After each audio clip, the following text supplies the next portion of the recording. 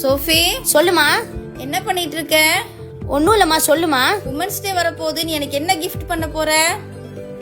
ஆமா இல்ல, அம்மாக்கு கிஃப்ட் பண்ணும், ஆஃபர் போடணும். என்ன ஆஃபர் போடலாம் யோசிக்கலாம்.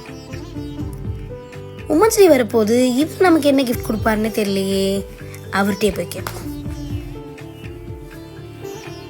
பா பா பா, என்னப்பா இவ்வளவு நேரம் என்ன பண்ணிட்டு இருக்கீங்க? என்னப்பா பிரச்சனை உனக்கு? இப்ப உமன்ஸ் டே வரப்போகுது, எனக்கு என்ன கிஃப்ட் பண்ண போறீங்க? முதல்ல உன் கஸ்டமருக்கு என்ன ஆஃபர் பண்ண போறேன்னு சொல்லி அப்புறமா உன் கிஃப்ட்டை பத்தி பார்க்கலாம். ஐயோ, என்ன ஆஃபர் என்ன ஆஃபர், எல்லாரும் இதே கேட்குறாங்க. நல்ல ஆஃபராக இருக்கணும், தரமானதாகவும் இருக்கணும், கஸ்டமருக்கு பிடிச்ச மாதிரியும் இருக்கணும். ஐடியா என்ன ஆஃபர்னு யோசிச்சுட்டேன். மிஸ் பண்ணாமல் நாளைக்கு செக் அவுட் பண்ணி பாருங்கள்.